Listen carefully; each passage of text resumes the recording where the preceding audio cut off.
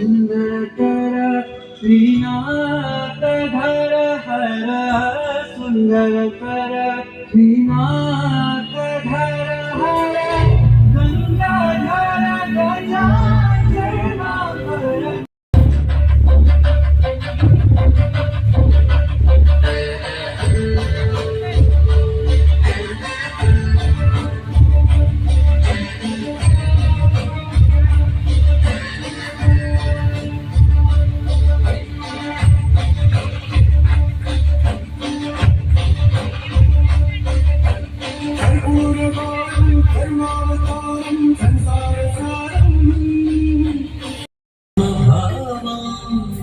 रम्यమైన జీవరాగం నవ్యమైన నిత్యతాళం నిఖిల జగతి మూలం.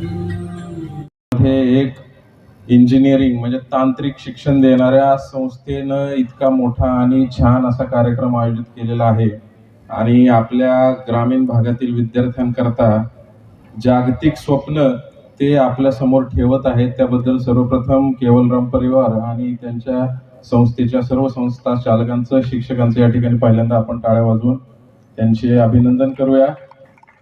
मला खरं तर विशेष वाटलं आणि कौतुकही वाटलं की या अशा भागामध्ये आणि एवढ्या छोट्याशा रिसोर्सेस असताना इतका छान अशा कार्यक्रमाची, उत्कृष्ट दर्जाच्या कार्यक्रमाचं त्यांनी नियोजन केलेलं आहे, संयोजन केलेलं आहे आणि तो दरवर्षी ते गेले 15 वर्षापासून या ठिकाणी भरवत आहेत, त्याच उत्साहानं भरवत आहेत.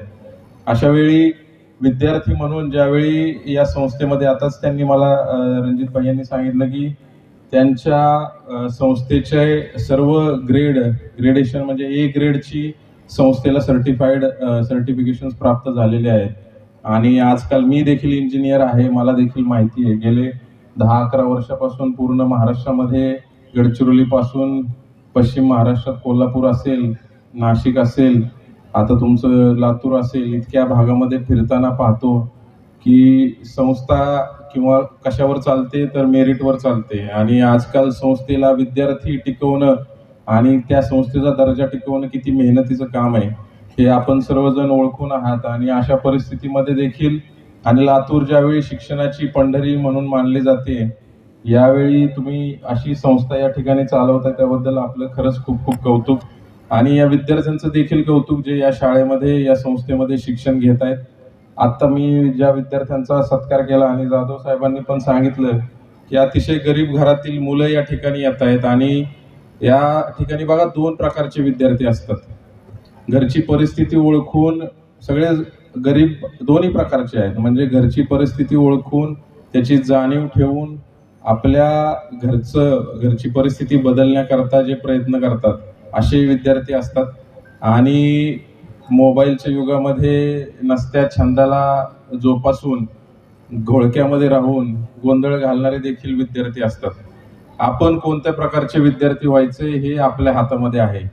तुम्ही प्रत्येक जर सक्सेसफुल माणसाचं किंवा कर्तृत्ववान मोठ्या माणसाचं उदाहरण घेतलं तर त्यानं काही ना काहीतरी हालापेष्टा सहन केलेल्या आहेत आणि कष्टातूनच मोठा झालेला आहे. असं नाही कोणी की ज्याला सर्व काही मिळालं आणि पुढे जाऊन तो मोठा झाला, असे आहेत. मात्र कष्ट करून पुढे जाणाऱ्यांची संख्या खूप अधिक आहे. आणि ही जाणीव आपल्यामध्ये असली पाहिजे आणि ही जाणीव बाळगावी आणि मोठं व्हावं यासाठी आपण सर्वांनी प्रयत्न केले पाहिजेत. साहेब, या ठिकाणी आता आपण 4 विद्यार्थ्याचा सत्कार केला. ते अतिशय गरीब घरचे आहेत, शेतकरी कुटुंबातले दिसत होते. एका तर माझ्या भावाच्या पायामध्ये रबराचा बूट होता. सर्वसामान्य कुटुंबातले या ठिकाणी विद्यार्थी आहेत. भैया रमेश, आपलं राहुल भैया असतील, या ठिकाणी रणजित भैया असतील किंवा केवळराम परिवार असेल, या ठिकाणी आपल्याला सांगू इच्छितोय. आता साळुंके सर सांगत असते की व्यावहारिक दृष्टिकोन ठेवून नाही, परंतु या ठिकाणी सांगू इच्छितो साळुंके सर की व्यावहारिक दृष्टिकोन हा केवळराम परिवारानं या ठिकाणी ठेवला नाही. म्हणून या ठिकाणी सर्वसामान्य कुटुंबातले इस्माईलभाई विद्यार्थी या ठिकाणी आहेत. सर्वच ग्रामीण भागातले विद्यार्थी आहेत. खरं तर तुम्हाला रणजित भैया यांचा आशीर्वाद तुम्हाला लागल्याशिवाय राहणार नाही. खरं तर विद्यार्थ्यांनी या ठिकाणी विद्यार्थ्यांचा सत्कार होत असताना अरे तुम्ही टाळ्यासुद्धा वाजवल्या नाही. खरं तर तुम्ही तुमच्या मित्रासाठी सुद्धा टाळ्या वाजवत नाही. खरं तर तुम्ही टाळ्या वाजवल्या पाहिजे. या ठिकाणी सांगू इच्छितोय की आपल्या आईवडिलाचं स्वप्न या ठिकाणी तुमच्यावर, तुमच्या आईवडिलाचं स्वप्न अवलंबून आहे. आज साहेब साळवेसाहेब तुम्हाला सांगू इच्छितोय, प्रत्येकाच्या घरामध्ये एक मुलगा आणि एकच मुलगी आहे. सगळ्याच आईवडिलाचं स्वप्न या ठिकाणी तुमच्यावर अवलंबून आहे.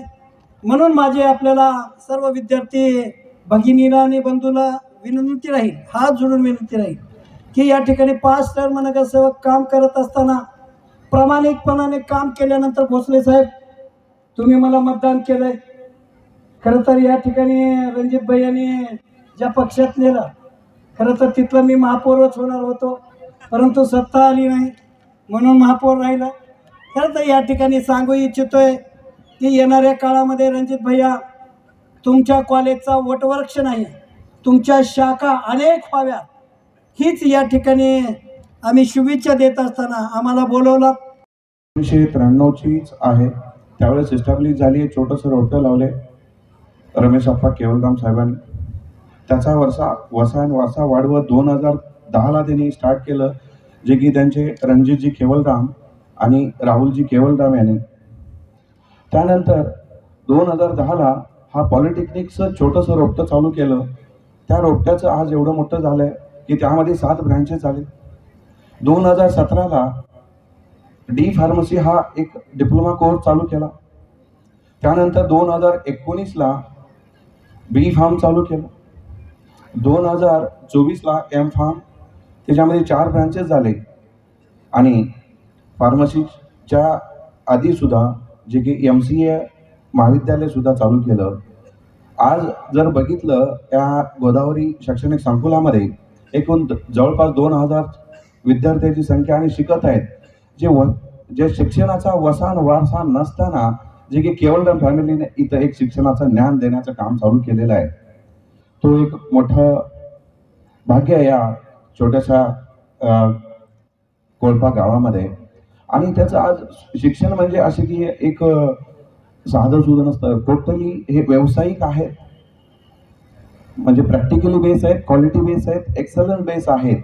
यामध्ये तुमचं अकॅडमिक तर एक्सलन्स आहेच, जे की फार्मसी असेल, पॉली असेल, MCA असेल, ज्या ज्या क्षेत्रामध्ये जे गेलेले आहेत विद्यार्थी चांगल्या स्तरावरती गेलेले आहेत.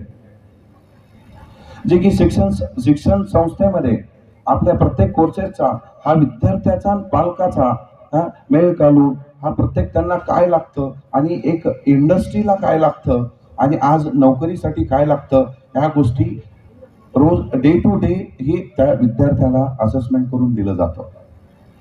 या शिक्षण संस्थेमध्ये नुसतं एक शिक्षणच नाही, त्यासोबत सांस्कृतिक प्लॅटफॉर्म पण दिला जातो. स्पोर्ट्स सुद्धा दिले जातात, इंडस्ट्रियल ट्रेनिंग सुद्धा दिले जातात, इंडस्ट्रियल व्हिजिट सुद्धा घेतल्या जातात. असे जर बघत गेलं तर कमी, मला दिवस बोलणार नाही, आवाला खूप मोठा आहे, वेळेचं भान ठेवता मी एक छोट्याशा शॉर्टमध्ये मी सांगत जातोय.